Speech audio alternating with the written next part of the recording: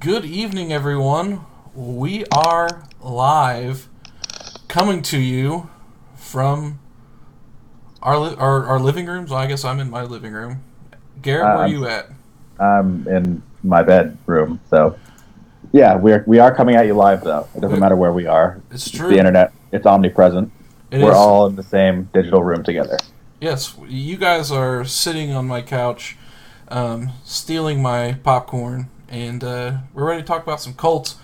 Alex is joining us very shortly. He's getting some things taken care of on the Skype side, but I told you guys 9:10. Well, I told you 9, and I said 9:10. Here we are. It's 9:10. Let's get started. First of all, I need to reach around my keyboard in weird, awkward ways because I'm still kind of. I'm going to use a good vocabulary word. I'm still turgid from the press conference earlier today when the Colts announced. Well, they announced him yesterday, but they introduced him today. Frank Reich as the head coach. Instant reactions. Garrett. Probably more one of relief at this point, just because of all the craziness that preceded the hire. If you had told me that if none of the McDaniels things had ever happened, then I wouldn't necessarily have been thrilled with this hire. But just because, McDaniels was the better coaching candidate in my mind. But having come through all of that, I was so worried that they were just going to become desperate and end up with some guy who didn't even seem like a long-term solution, who didn't have any pedigree, who wasn't a forward-thinking person. But they didn't do that at all. They came out with Reich, and so yeah, it's one of relief, but that probably undersells Reich a little bit. He's better than just this a good fallback plan. He's significantly better, I would say. Right. I mean, honestly, like when the whole process started. And don't go through my mentions because you probably won't see it there. Reich was always the guy that people had mentioned that I said, maybe this offense is kicking. Maybe I thought, maybe DeFilippo, a little younger, Reich, 56, pedigree's there, man. Started coaching quality control with the Colts, quarterback coach, wide receiver coach. That's the weird thing is we try to track back his pedigree or this coaching tree and be like, okay, where does he come from? Who's he inspired by? It turns out it's us. Right. So it's this full circle thing. And ironically, I don't even know a lot about those older Colts offenses, so I'd rely on you there. But since then, it's a little bit more straightforward. Obviously, we can look at what he did with Pedersen and. In that Eagles offense, and then before that, Andy Reid, and in between that, a stint with the Chargers, I believe, that you mentioned, right? Right, yep. So between, first of all, a lot of really good coaches and quarterbacks he's worked with, that would be Phillip Rivers, Peyton Manning, and obviously Wentz and Foles in his career. So pretty strong just based on that. And the philosophical background between those three offenses is pretty interesting mix, especially given the way the NFL shaped out this year and the kind of offense that we saw succeed at the highest level, including into the playoffs. We were talking about before the podcast, we had the Chiefs really took the NFL by storm earlier this year, and then it was kind of the Rams, and then it looks like Alex is joining us. Hello. Better late than never. Yeah, we'll see about that, but okay. We were just talking about Reich. Do you want to give us your immediate impression? It's the ultimate B+ hire in the fact that it's solid. You're not super excited in any meaningful way, but it's not disappointed at all. And the further you look into it and the more you think about it, the more comfortable you feel. So I was happy. Given the circumstances, it's the best that I think they could have done if they really weren't going to consider Tobe. Yeah, it's the given the circumstances hire of the century, basically. Yeah, and it's interesting, like, the media, Colts PR have done a good job of looking at this kind of, hey, actually things didn't work out, and this might work out for the better. Well, honestly, you know what? That's honestly, like, to me, that's a no duh, because I'm gonna we'll pander to our crowd right now. We got Snake Boy McDaniels, who left us at the altar, and if he's gonna do that now, what would happen next year? Perhaps Bill Belichick retires and they offer him a ton more money, right?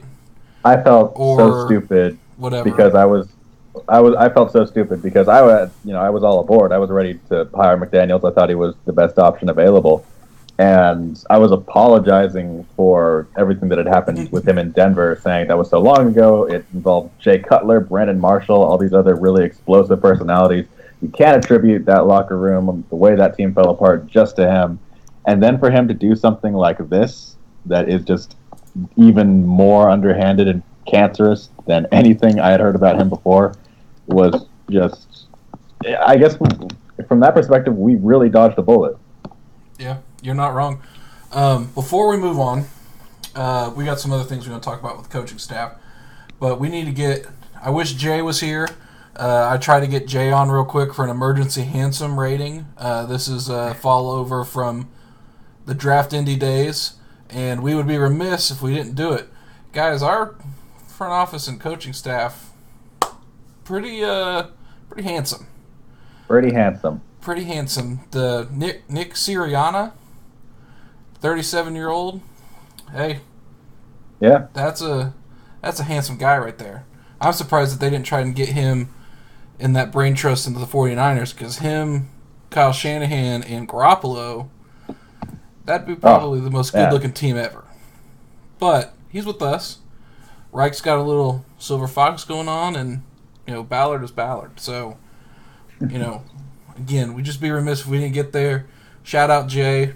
We'll get him on sometime soon.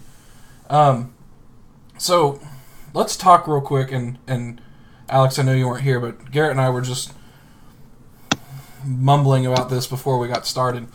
This offense, okay, so what we saw with the Philadelphia offense is it has it's not like one specific type of offense. You can't say it's a West Coast. You can't say it's an Air Coryell. You can't say it's a like a wing tee or whatever, any of those old school names. But what it is it's an amalgamation of all the best parts of different offenses. And if we look at Reich's past, he had the Peyton Manning offense, which was a vertical attack type offense, because that's just what it was with Peyton. He goes with Mike McCoy to the Chargers, runs a Earhart-Perkins-esque offense, which we'll get into in a second.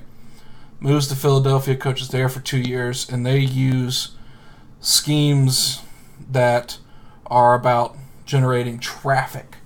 That's what their offense is about, is what traffic can they create to scheme guys open, and they do it very smart. But real quick, I'm going to hit on some points real quick. So, and you two, correct me if I'm wrong, I'm going to talk about the three different types of offenses that this kind of runs into. First one, West Coast. I think everyone who's interested in football knows what a West Coast offense is, or at least has heard the term West Coast. West Coast offense is about short routes that hit the center. Like the center of the field is its destination. Now, they use boundaries and all that, but they really try and create the scheme for that center of the field. And short routes, scheming guys open, that's where we're going to see a lot of that stuff. Then we've got some Air Coryell stuff, which also comes into what we've got in the Air Coryell system. That's where it takes West Coast principles, but extends the field to not so short routes. But we're talking some traffic generation, 20, 30 yards down. And we're going to hit up the Earhart-Perkins, which is kind of a little of both. But the main difference with Earhart-Perkins, and the reason and what we listened to today with Frank Reich's presser was he was talking about we want an aggressive, up tempo, no huddle offense. Okay, so Erhardt Perkins really fits that well. It's something that New England does. The difference between an Erhardt Perkins offense and a West Coast offense is terminology. And there's a really go ahead. A traditional West Coast offense. A traditional West Coast, because it's. I would say a lot of this terminology, especially West Coast, for what we're seeing in the NFL right now, and for what we've been seeing in college for the last 5 years, that terminology just doesn't really apply because a lot of the concepts of West Coast, the basic philosophy of short passing as a replacement for running, that still holds up. But the way they're doing it is so simplified necessarily, and so streamlined, and it's just kind of been incorporated really into every successful offense in the modern NFL. So to call it the distinctive traditional West Coast offense, I think isn't really the best way to do it.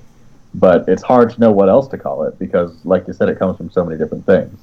One thing I'll add, though, is that if this is an offense that is an adaptation of Doug Peterson is in more of that traditional West Coast, with these long, drawn-out West Coast play calls.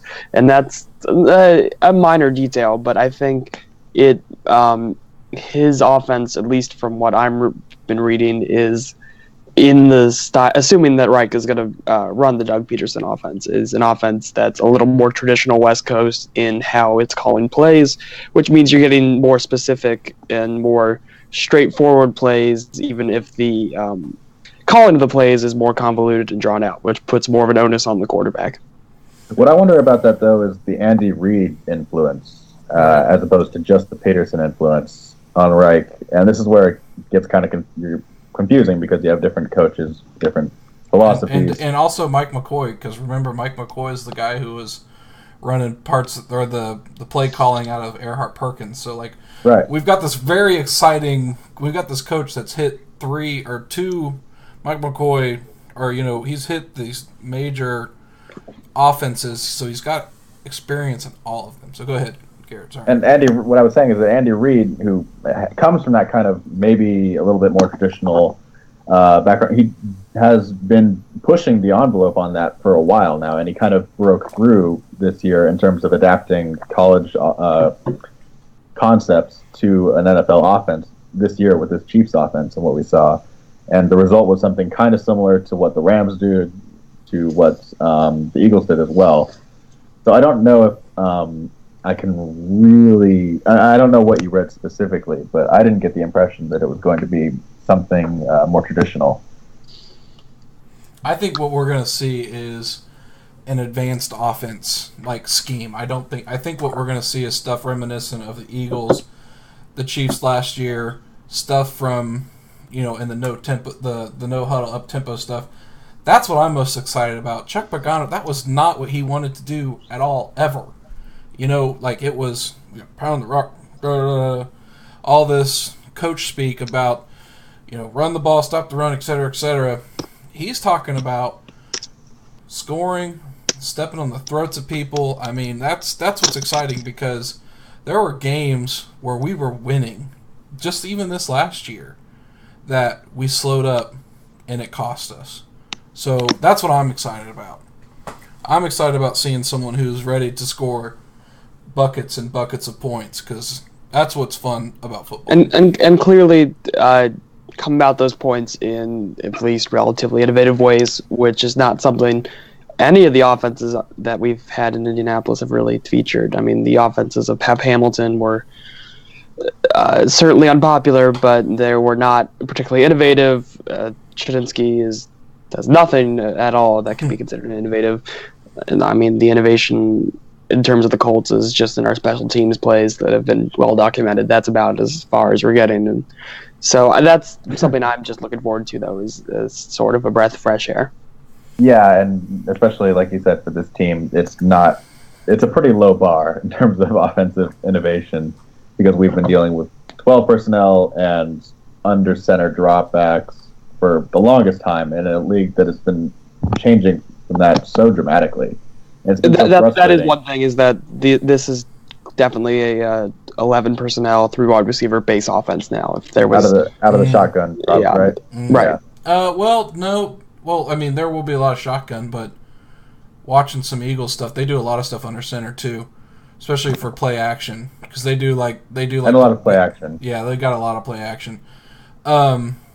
Exciting. Finally, the philosophy change is what I'm most excited about. We'll see about what the offense brings a little bit later. Let's talk about the defense. So, in a weird world where Ballard hired 3 dudes before the head coach signed a contract, we've got Eberflus. I'm going to call him Flus. I think it's Flus. Is it Flus? We'll just call him Flus. I don't want to say Eber. Flus. I just say Flus. Flus is here. He's bringing a Marinelli style 4-3 defense with some, from what I can read, from what some stuff I've seen, and I'll be excited to get some press conferences from him and Sirianni at some point to see what they're talking about with scheme. But I'm just glad to have a 4-man front again. Like I mean, I know we ran 4-man front 60%, but to be in the base, that just I don't like the 34 defense. I think it served its purpose in the 90s.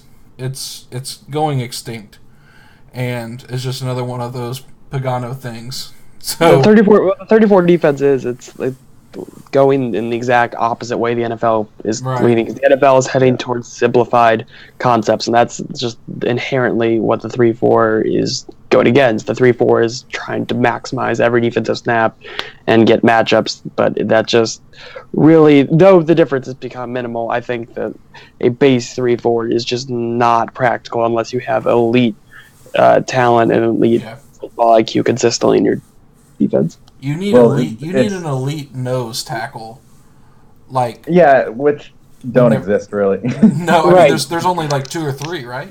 Yeah.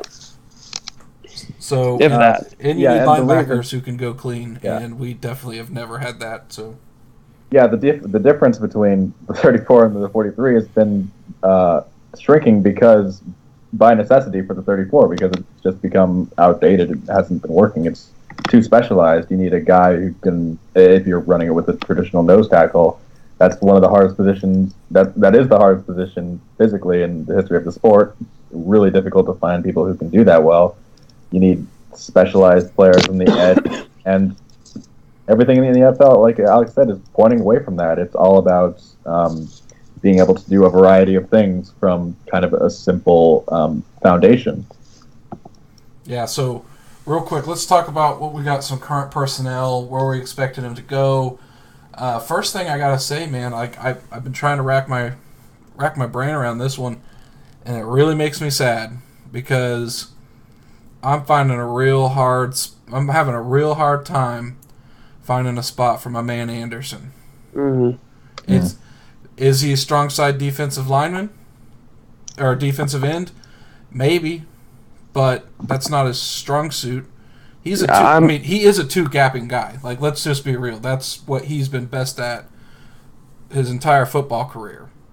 I'm going to write an article about this for Stampede Blue probably this week. But when you look at this defense in the context of a 4-3, it's not a defense that, right? I mean, it's not a defense that can succeed really anywhere in the front seven as of now. But the 4-3 fit is going to come with some growing pains, and one of those I think is for Henry. Mm-hmm. And so it's basically you're looking at him as either a strong side defensive end who you're trying to get as close to the center as you can in any formation, so you're trying to put him closer and closer to the tackle rather than some wide 9 technique, which could work, but that's two-gapping is just strength, as is and what's not a strength is really outside quickness, mm-hmm. and that's something that's concerning. So then the alternative is you put him in 3 technique, which I think so the thing is, Henry played a lot of 3 technique about 2 years ago, and I believe, if I'm remembering the numbers right, he actually played at the most out of any position, but it was A, I don't think his best position, and B, it was in a with different personnel around him and different players in a non-traditional 4-3 around him. So I think he could do it just because I've always been a fan of his talent, and I feel like he has the capability, but it is an awkward enough of a fit that if the team was to look in a different direction, I mean, there was already trade rumors about him earlier in the year, and after this move, I see no reason that those might not continue. Right. And his health problems as well.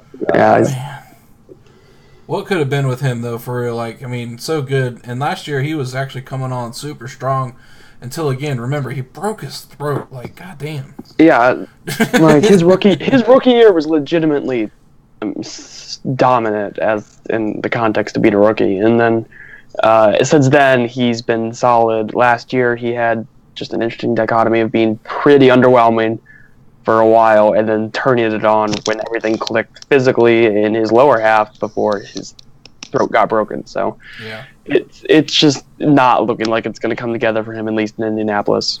Yeah. A couple other guys for me that... Oh, sorry. Go ahead, Garrett. No, I was just saying, yeah, in kind of a sad, resigned way. Okay, yes, sad. R.I.P. Anyways, two other guys that I'm having a hard time are that I don't think necessarily fit. Al Woods, he's probably gone. He's on a 2-year deal anyways. And Marcus Hunt, we've seen him in a 4-3. He's not good at it. So I'll disagree with Al Woods. Just I think his role will be reduced, but I think he has playability as a one-tech with Hankins in a base defense. And the fact that he's only on a 1-year deal now makes him not a long-term commitment. But definitely for Hunt, he was put up surprisingly okay pressure splits, I know, last year, but that's something you don't expect to continue on any defense just because he's not good, but especially on a defense where he doesn't really fit. Yeah, and going back to Al Woods, the reason I say that is because he was really good playing that 0-1 technique last year. They got their boy, Grover Stewart, who didn't play a whole lot last year. When he did play, kind of effective, kind of not. I mean, it was either as like, oh, hey, there's Grover Stewart, or you didn't notice him at all. But, another year, what did he come out of Albany State? Is that where he came from? That sounds right. That sounds right. Very small school. Another year, strength and conditioning, et cetera, et cetera. He might be the guy. We'll see there. So let me go back to something that you talked about, Alex. Where is Hankins playing in this 4-3? Is he playing 3 or is he playing 1? And hold on real quick. I always feel like we have to do this because we can talk about this. 3-tech everybody. Outside shoulder of the guard. 1 technique, outside shoulder of the center on either side. Go ahead, Alex.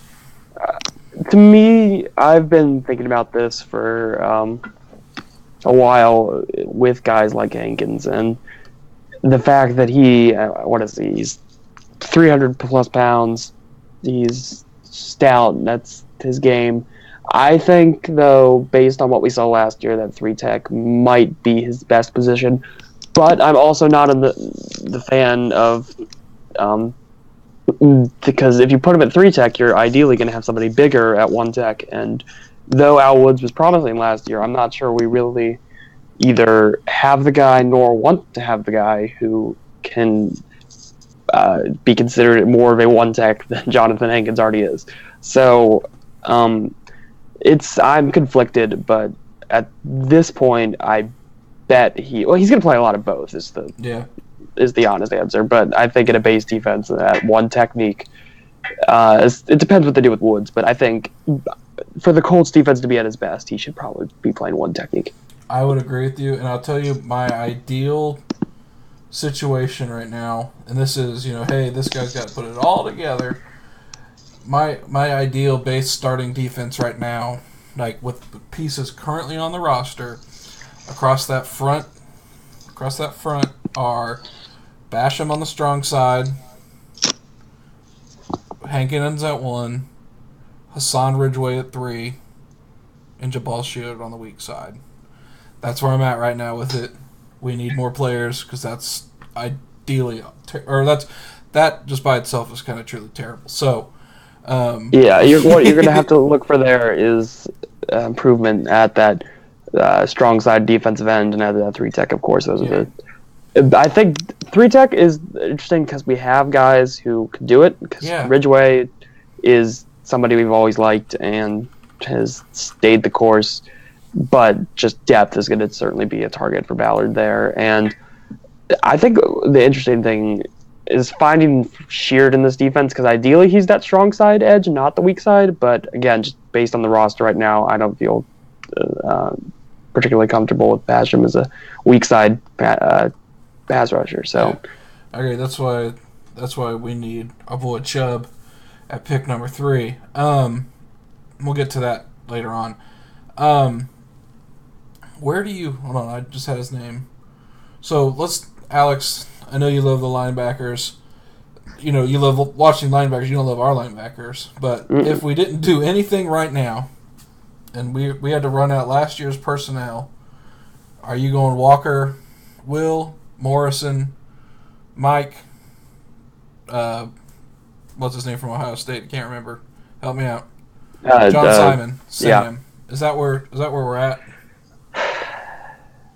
Yeah. don't say it so sad.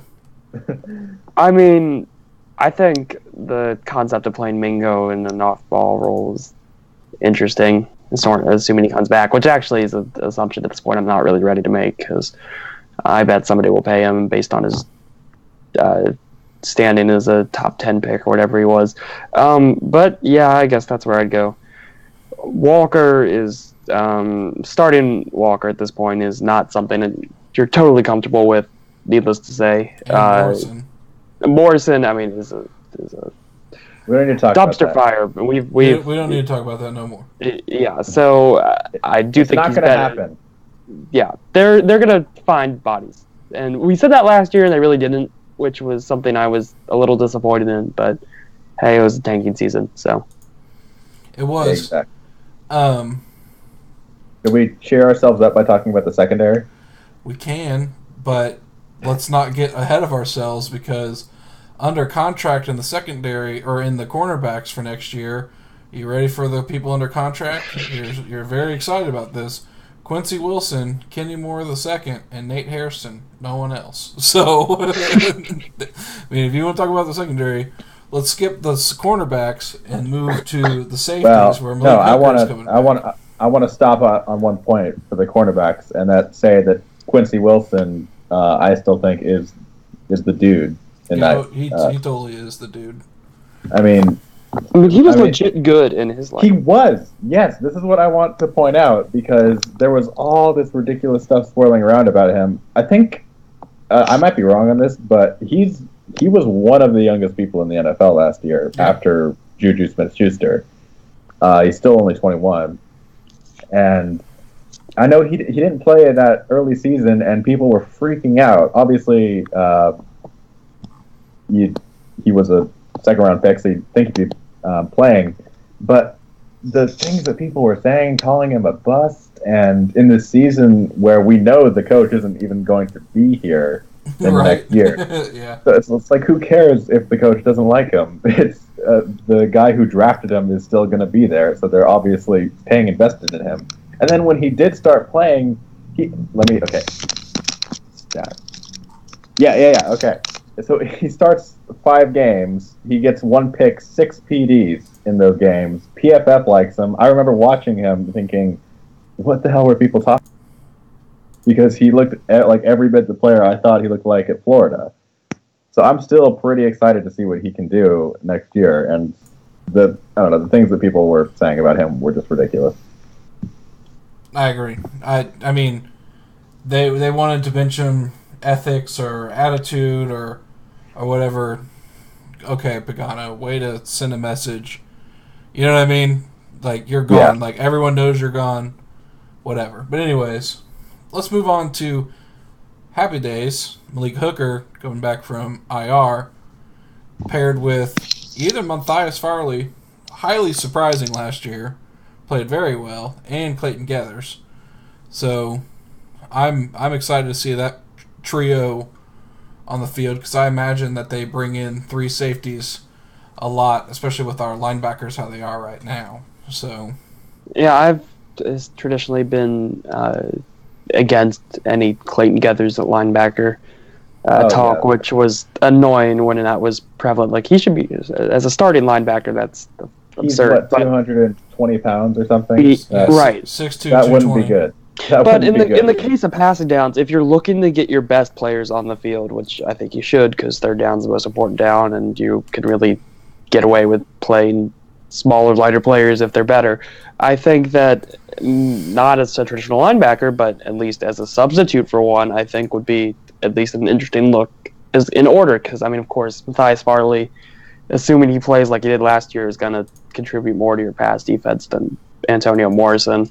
And there are all these young corners we like, assuming they bring back Melvin, to be able to bring a guy like Harrison off the bench. Or, yeah. I am blanking. Pierre is he still on the team? No, it was a 1-year deal. 1-year deal. Never mind. Okay. But yeah, so to get the best talent on the field, I wouldn't be surprised if we do see a lot of those 3 safety looks, which can be a little awkward, but I think they mix well enough in the fact that they each kind of have their own deal and they won't step on each other's toes. That'd be something I'd be interested to see. Man, or better yet, you just draft Malik Jefferson or something. Right. We'll get to those. I know you guys have yet to watch linebackers. We'll get there. I watched Malik. Yeah, I mean he's fun. Just before we move on to our next topic, injured reserve players. I think it's been tweeted out a bunch, but seriously, guys, what a list! Henry Anderson, Pierre Desir, Malik Hooker, Ryan Kelly, Andrew Luck, Rashawn Melvin, Jack Mewhort, John Simon, and Eric Swope. Not to mention like 6 other guys who don't matter, but damn, like that's just... Now that I think about it, getting Luck back on this team, I mean that'll give you something. I'll tell you what it'll give me. Yeah, you know. All right, let's move. Yes, good call back to earlier. Alex, you missed that. You can Google it if you want. Don't Google it. Don't. Yeah, well, be careful Googling it. Okay, so let's talk about the draft. Okay, the reason I wanted to get going on this is because it's draft season. We're here. Combine's in a few weeks. We didn't talk about the Senior Bowl, which is okay because Senior Bowl this year is kind of awful. After watching, we're gonna look back on it, and there are gonna be 6 Hall of Famers who played in it. After you said that, probably.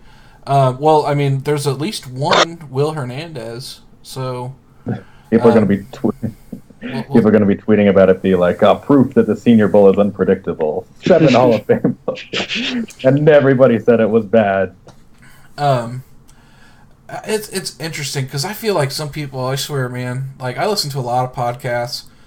I feel like people Stockholm syndrome themselves on like some position groups. Like the tight end group at the Senior Bowl was people like Dallas Goedert. I'll be honest with you. I watched Dallas Goedert. I do not see what anyone is talking about. This dude is slow as hell. But they're like, oh, who's the next game-changing tight end? Okay. We'll see. He's playing South Dakota State, and maybe it's because he's just so much bigger than everyone else that maybe he just seems like he's a lumbering, gigantic dude, but I'm not entirely sure. I watched his highlights, and I think he's the guy who makes those tons of one-handed catches. Yes, yeah, that's him. Right, yeah. So maybe it's just that. But other people at the Senior Bowl, Mike Gesicki, Ian Thomas, like a dude named Fumagalli, Jack Conklin's brother. I mean, Big Ten. I mean, it's just like, man, all of these white tight ends, right? One of them's got only 9 fingers. Fun fact. Who's that? Which one's that? It's the Wisconsin guy, Fumagalli. Fumagalli. Yeah. I'd rather have a guy with no hand than Fumagalli. So, we'll get to linebackers later. There's Jack Griffin. Okay, so let's talk about well, ranking these players, but only the ones with missing appendages. There you go. Jack Griffin, number 1. Let's talk about pick number 3 for a second. This debate is going to go so hard for the next 2 months. Should the Colts take Saquon Barkley at pick 3? It's being mocked there half the time. There's two things. It's either half of them are either Saquon Barkley or Bradley Chubb, and y'all know where I stand on it. But let's be real. Let's talk about some of these running backs here. Are you guys it would be insanity to take Saquon Barkley at 3 with some of these other running backs that are in this class. Am I wrong? I mean, I think it would be verging on insanity even if the rest of the running backs were garbage. Just because you don't take running backs that high, and as much as we like Saquon, there are real concerns to his game that make him far from a impeccable prospect.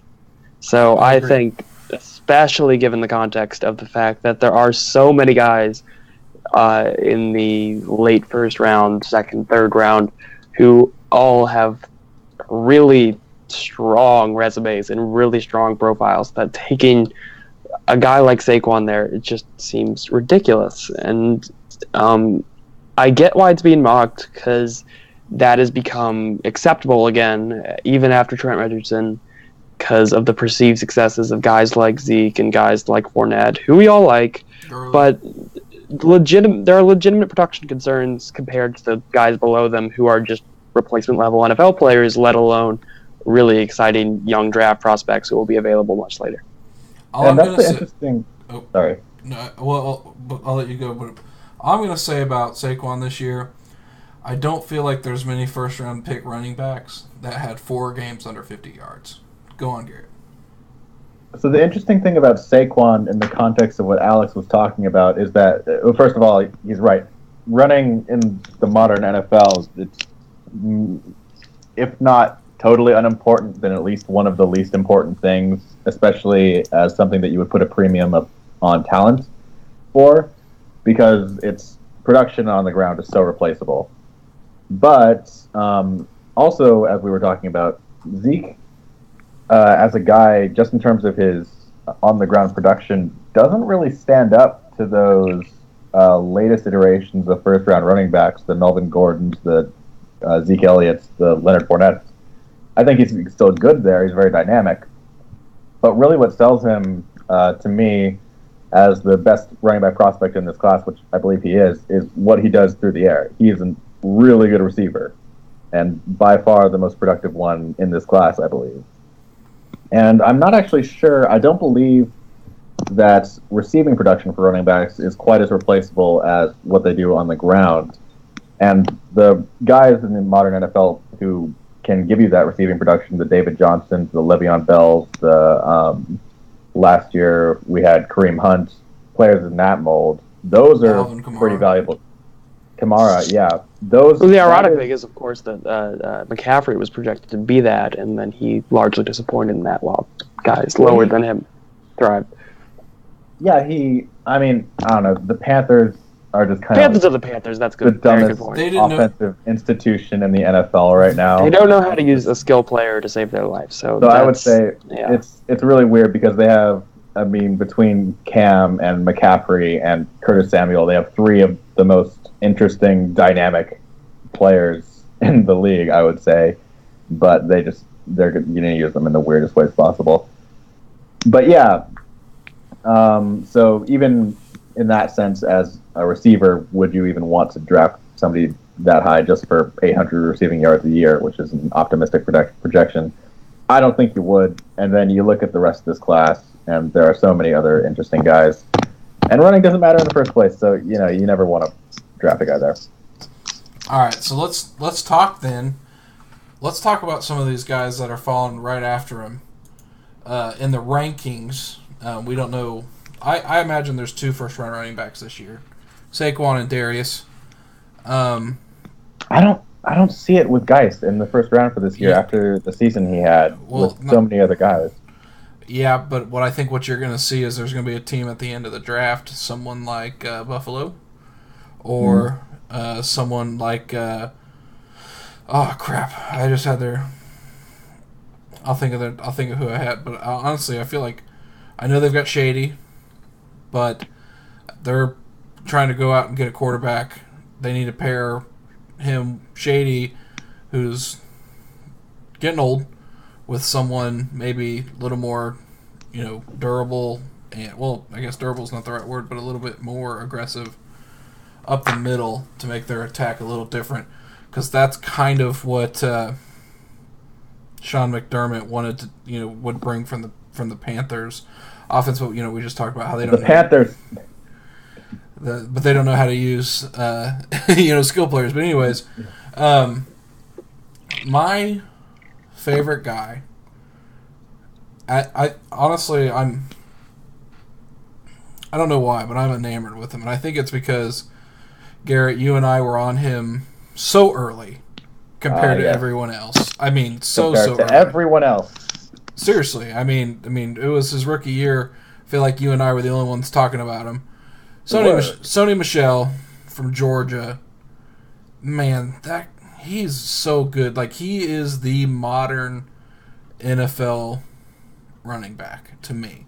He can catch, he can run, he can get skinny. He's got ridiculous power for a guy his frame and how quick he is. Like, the way he breaks tackles, accelerates. I mean, his vision impeccable. I mean, I am 100% all in on him over Darius Guice. I mean, Sony's my RB2, very close to RB1 because you've got to like one guy and hate another because that's how takes work. And I don't hate Saquon, but we gotta go with some hot takes sometimes. But I'm just so in on Sony. Pair him with Andrew Luck, my goodness. Especially in this pseudo Eagles offense we're about to run. Woo. It definitely gets me feeling some type of way. I think what's interesting though is we talked about McDaniels when McDaniels was the prospective hire, and about how the emphasis or lack thereof he and Belichick had put on running backs as premium offensive weapons, and they've gotten their running backs who had produced well in their systems for bargains. They were just cheap guys, either late round picks or off the streets, or Deion Lewis is famously just a futures contract. And sort of the same thing to a lesser extent can be seen with at least this Eagles team of last year, because they used both running backs who were just a free agent deal, a 7th round pick, and trade for a 5th round. A trade for a 5th round pick, Clement. And they used a lot of running backs, which I think is another interesting thing. And that's something I've always been a fan of, is not force feeding it to one guy when production can be even improved, if not stay on the same level when you have multiple guys getting the ball. So I think that another thing to go away from Saquon that early is just the head coach and the offense we have coming in. To that point, I think that Grant, you were talking about Michelle, who we all like, we all love actually, because I think he's going to end up being my running back too. But I think that is going to push somebody into the end of round 1, another guy. I don't know if it's Geis. I don't know who it is, because there's so many. Rojo. There's so many running backs. Rojo's going to run that 4.42 at the combine, and people are going. But even like Nick Chubb, still somebody's going to still fall in love with him. There are so many guys who are have a legitimate claim as running back 2, which is a reason not to take Saquon, and B, I think going to force one into want to not get behind that run of running backs and bite the bullet and trade up for one. So that's just a general draft thing I've been observing, but. It's a really good class, and we better get one. Who's so you said he might be your running back 2. Tell us who's your running back 2 right now. Yeah, so I am completely just watching these guys live and watching highlights because I'm a slacker. But I think he's my 2 as of now. I'll go that far. All right. I think, and then just Geis, Rojo, and then just a few guys. I don't get it I don't get Chubb right now. I don't get Chubb as this Nick Chubb, that is, as a top 3 running back, and then Rashad Penny, who people have been talking up. I don't get it on him either. But again, it's early. Hey, Pac-12 boy, that's you, Garrett. Is Kalen Ballage legit? Ballage? Is he legit? Like, I saw some... He's not, right? Like, isn't he garbage? This is a smoke show, right? Like, this is it's the weirdest thing. Okay, so I don't even know where to begin with this, because I'm pretty sure Ballage's online reputation is connected so strongly to Vu, right? Whom I think we all know. What's his at again? Fuse Vu? With Vu. Yes. Who has been aggressively pushing him. Life's your cup, yes. One of the best who I can only imagine is the inspiration for the PFT commenter account. But yeah, so he's been pushing Ballage since before he was a freshman, when he was still just a high school prospect. And that guy, Life's Your Cup, he tends to focus on these people who are really physically talented. And from what I understand, from what people in the Arizona State program have told me, is that Ballage actually is that kind of physical savant, that Adrian Peterson level athlete who murders workouts and squats 10,000 pounds and runs with 50 parachutes behind him in practice and things like that.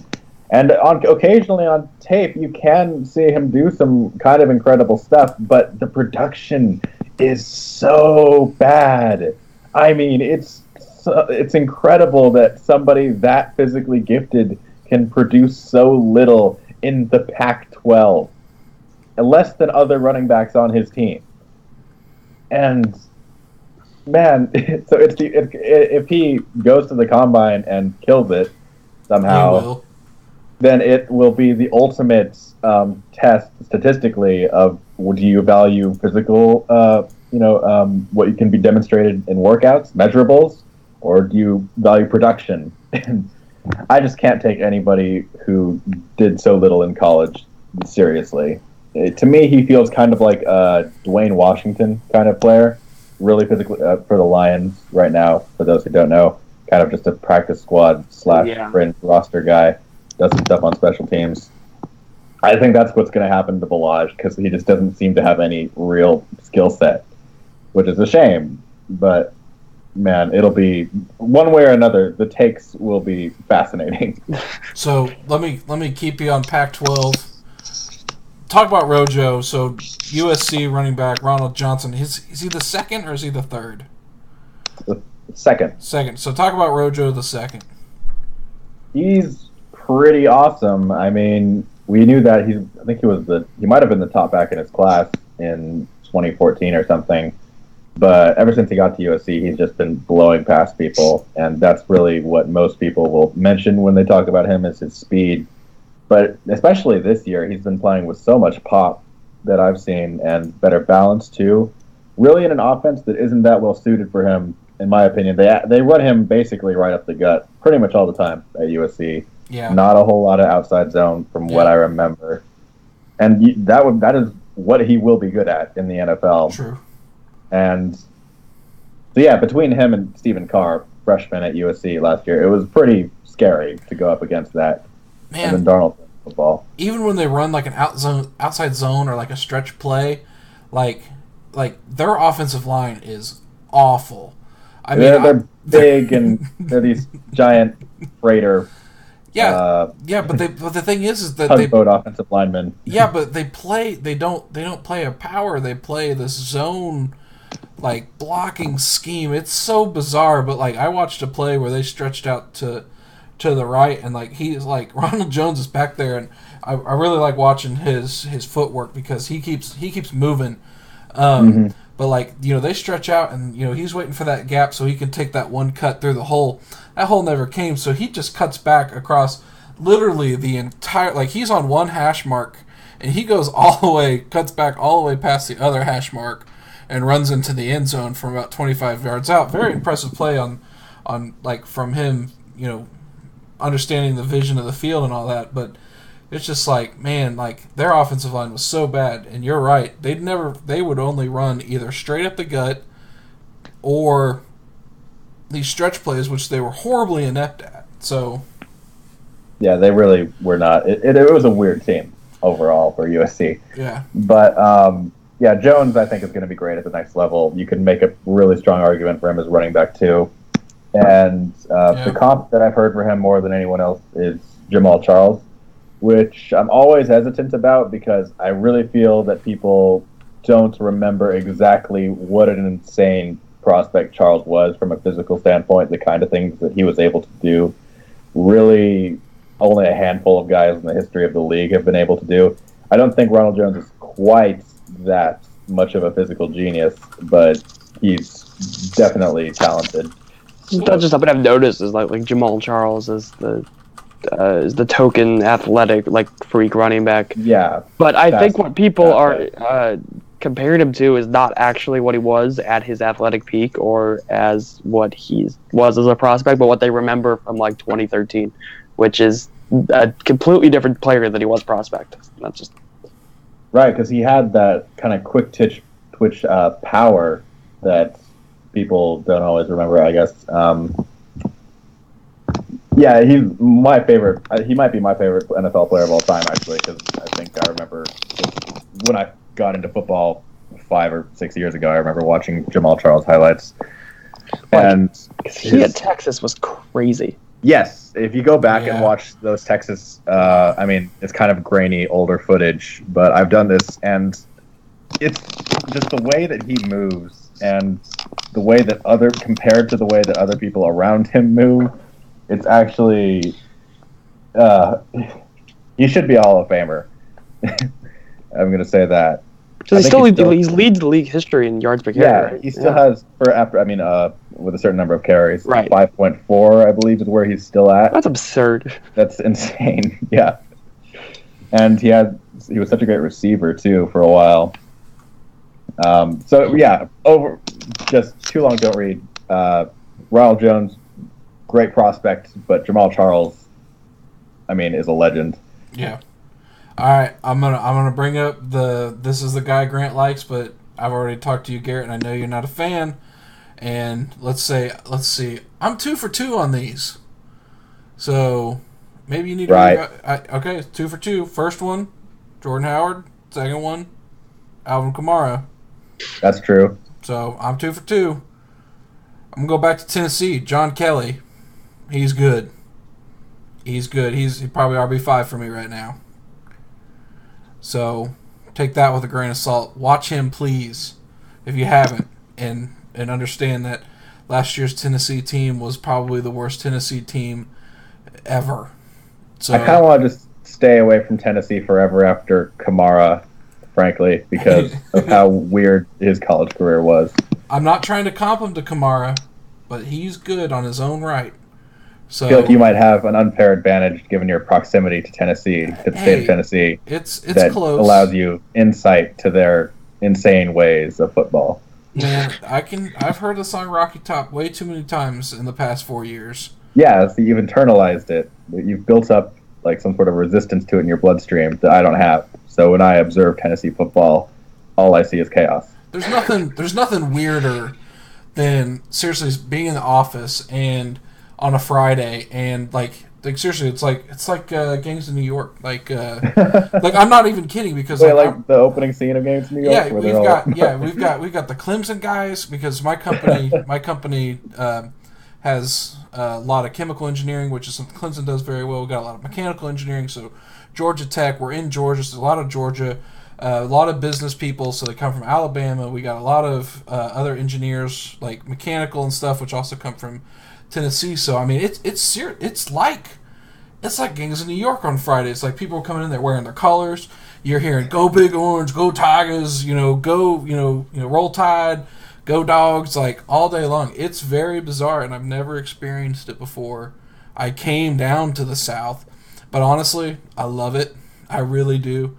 But there could be something there to that. But no, John Kelly actually good. Another guy talk about put on your watch radar if you haven't yet. Mark Walton. Yeah, from Miami. From Miami. He's pretty cool. I enjoy his tape as well. He's got some injury bugs, but other than that, pretty good. Anybody you guys got that you would say, hey, this could be a guy that good to watch?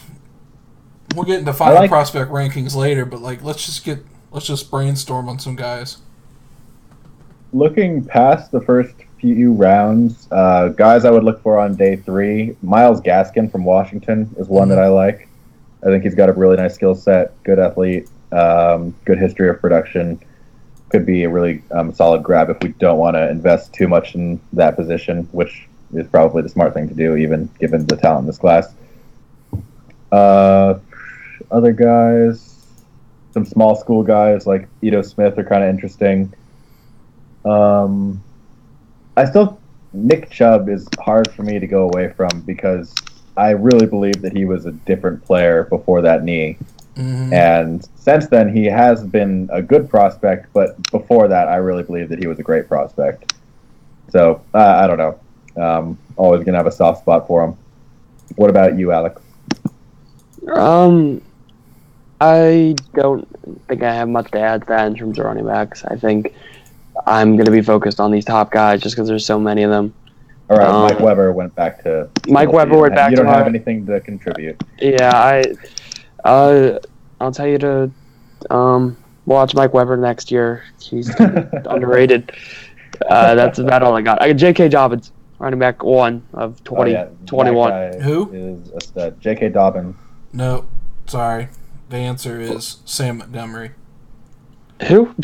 I actually do not know who that is. Go watch him. Sam Montgomery, Iowa State. Thank me later. I've never heard of a running back named Sam. Are you really? Sam Montgomery, Iowa State, 2018 RB1. 2019 RB1. Oh, well, I'm not the 20. I don't care about there. I'm talking about 2022. I Googled him, and I cannot find anybody named Sam. Are you making this up? Hold on. Is it Sam Montgomery? Hold on. Sam Montgomery. David Montgomery. Sam Montgomery was the LSU defensive end guy who was awful. Okay. David Montgomery. I can confirm that David Montgomery is in fact a running back. There you go. Yeah. Sam Montgomery was LSU guy from way, way back. Actually, not way, way back, like 4 or 5 years ago, but he's already out of the league. He was one of the guys that they had mocked, back in when they mocked people in August. Sam Montgomery, top 5 player, gets drafted in the 7th round, already out of the NFL. I'll just add, just touch on some Big Ten guys. Wadley from Iowa is #not good. Not good. Right. That's really it. Now that I'm thinking about it, it's Saquon and it's nothing else. It's a bad year for Midwest football. Hey, honestly, Jonathan Taylor, the Wisconsin freshman's pretty good. Yeah, I was about to say we got some Big Ten running backs coming out. They're coming. They're just not here yet. Yeah, they're in the oven. They're in the oven. We're getting them nice and crispy. Let's see. I'm trying to think of any others. Josh Adams, Notre Dame, also a good running back in this class this year. Yeah, I totally forgot about him, but he's cool. He was a Heisman, or he was like a Heisman top 5, right? Yeah, there was a while in this season where it was kind of between him and Penny and Love as to who was going to have something about yards per carry. I can't remember. Anyway, Love won, obviously. And then he went back to school because he makes the smart decision. He values his long-term education over the quick cash of the NFL. Yeah, whatever. Smart. So this was a guy that we talked about a lot last year. Royce Freeman. How do we feel about him this year? I've not heard a thing from him. I feel like he started school in 2012 or something. Yeah, I cannot believe he's on the NFL by now. Yeah. Yeah, actually, yeah. He was playing for Chip Kelly. There's no way. He was, wasn't he? Oh my God. Royce Freeman is 21 years old. I don't know how that's possible. That shouldn't be possible. He started Oregon as a freshman in 2014. Ran for 1365 with 18 touchdowns, and then in 2015 he ran for 1836 with 17 touchdowns. This year he ran for 1475 and 16 touchdowns. So I think Oregon was just generally is been as unappealing as they've been to watch. I guess Herbert's really nice, but I don't know. Helfrich, Oregon was just so terrible. It was so bad, like so sad. Tried to push it out of my mind for the longest time. I was just sad about it. Yeah, I wasn't sad because I hate them, but It's a general like thing I've noticed in like that Helfrich is one of like the worst coaches to ever like he's like ruined a program. He set a program back from like they were legitimately like a national championship team, and then he just like ruined them somehow. It's like I don't think it's gotten enough press. It's like they were this great civilization, and then he was the plague that brought them down, and now that all that's left is the ruins of those great Nike artifacts that litter Eugene, Oregon. All right, guys. Good to be back, everybody. We're going to get into linebackers next week, and I've already got assurances from my fellow Colts bros that they will get more in-depth into linebackers next week. I'll have takes. We kind of skimmed them. We kind of skimmed some people today. But, we'll get there. Combine's coming up. Then we can really see on some of the, running back combine drills, not necessarily the most important, but you can definitely get some separation on guys like Chubb. This will be a big test for Chubb. And it'll be a big test for like a Darius Geis. So, but we'll get there. We're watching linebackers for next week. And again, all of these rankings are subject to change after the combine because some guys will be a lot slower than you think or not being able to move. So, anyways, you guys have any final parting words, or are we good to go? One thing for Colts fans, kind of thinking outside the box, if you're looking for perspective on Reich and his philosophy, Arif Hassan, Vikings writer, whom I'm sure many of you follow, has an interesting post about John DeFilippo, whom the Vikings just hired, kind of from a similar perspective, kind of parsing out similar complications in their histories and their philosophies as coaches. So it might be interesting to check out. Yeah, I'll be interested to see kind of how that works because they're that whole brain trust there of Peterson, Reich, DeFilippo. It'll be interesting to see how they are. So, yeah, and that's one of the reasons I think that Reich wasn't as highly regarded, or at least hyped as a candidate, is because there were so many other interesting people on that team. Obviously, Pedersen and also DeFilippo. So it was kind of a where do we focus our attention? Yeah, it'll be interesting. I mean, just kind of to finish up this conversation, they talked about DeFilippo as a red zone guy. Reich was the install, help develop pieces of the playbook throughout the week type stuff, and then, of course, Peterson is involved in all that. Then moving on from there. So, but anyways, so I guess that's it, guys. Colts Bros, we're back. Linebackers next week. It's good to talk to y'all. I mean, I feel like I haven't talked to y'all in forever, so... and we're gonna try in real life. In real life, yeah. But we'll be doing this very, very regularly, coming up. Starting these next few weeks. So we'll kind of go from there. Bring in some guests. Oh, speaking of guests, your boy, everyone's favorite, Stephen Holder, and I will be having a conversation in the next week or so. I got some questions for him. Him and I are going to chat it up, and we'll be bringing that to you guys. It's fun to talk to him outside of his comfort zone and outside of the Indie Star Chopping Wood podcast and that kind of stuff. And, he's got great insight on stuff. So, Alex and I will not participate in that interview because he does not know who we are. He does not know who you are. Whatsoever. So it's not like it'd be like, hey, probably for the best. I might grab Brent. You know what I mean? Like Brent. That'd be a good idea. Brent and him. So some other guests, Kyle. I'm working on some other guys. Kind of. This is the kind of poll we have, by the way, guys. For your listeners out there, we could just choose. Like, we'll throw in Kyle. Get Jeremy in there. Yeah. Doyle. We are the well, at one point we were the heart and soul of Colts Twitter. We will get back there. Now we're like the fairy godmother of Colts Twitter. Yeah, we are. Thanks. Let's see. I got some people subscribing. That's wonderful. Thank y'all. I actually do have someone signing in right now to join us at the very end. Emergency handsome ratings with James Vermeil. He's logging on right now. Oh my God! Give us a second. As soon as he gets here, we will be. We'll get him on here. So we're just gonna BS for a minute. We'll get this fun stuff on at the end. So give us a minute. If you're excited, or we can do a quick. No, we won't. We'll save a take session. We'll get the entire group back for like a entire takes episode because those were always the most fun.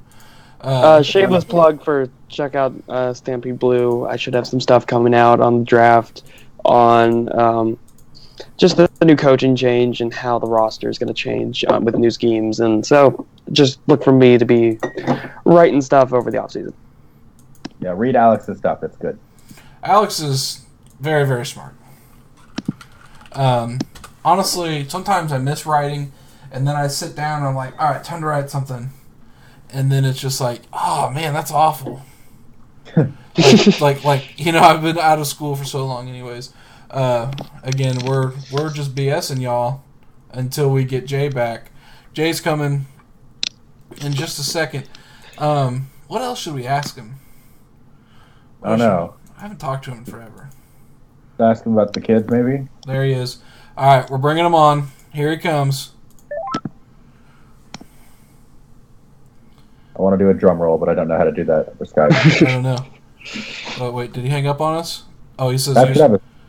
Hold on. Where'd he go? Skype should have a soundboard. Yes. Yeah, we should have a soundboard. Like an audio emoji, Yeah, Cool. I used to prank call people with soundboards. Really? Like on those radio shows? Yeah, oh yeah. I got my dad once. Jay Vermeil, welcome on to the Colts Bros podcast. Emergency handsome rating edition. James, how you doing? I'm doing fantastic, guys. How are you? Good, man. It's good to hear your voice. Awesome. We're all better now. I'm feeling good now. My initiation on here. Initiation. Welcome. Yeah, that's right. Welcome to the Colts Bros podcast. This is only like the maybe third or fourth episode in reality, so we're glad to have you. All right, man. This is your time to shine. Handsome ratings. Let's start with the man, Frank Reich. How you feeling about the hire and the handsome rating? Really good about the hire. He wasn't on my initial radar when I was going through all the coaching prospects. But just Either like Ballard, yep.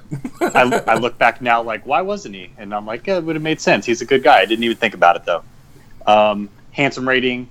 He's probably a 7, but with personality, I'll bump him up to an 8. He is a motivational speaker. We didn't talk about this earlier, guys. He's a motivational speaker by trade. So that's all. I mean, so is Pagano, technically. If I'm going to pay anybody for life advice, it's definitely going to be a former NFL backup quarterback. Hey, K-gun offense. All right, let's throw some respect on it. All right, now this is the true test. James, I think it's Nick Sirianni, new offensive coordinator for the Colts. Handsome rating. We won't talk about the hire because we really honestly don't know, but give me that handsome rating. That's a pretty solid 8. He could be higher. There's something about his eyes kind of throws me off. He's got something's a little weird, but he's pretty handsome. Very, very handsome. I'll allow it. Oh man, you're kind of right. Yeah, kind of a minor Darth Sidious effect to his eyes going on. Yeah, wonderful. Jay, pick number 3. Who I'm you here. picking?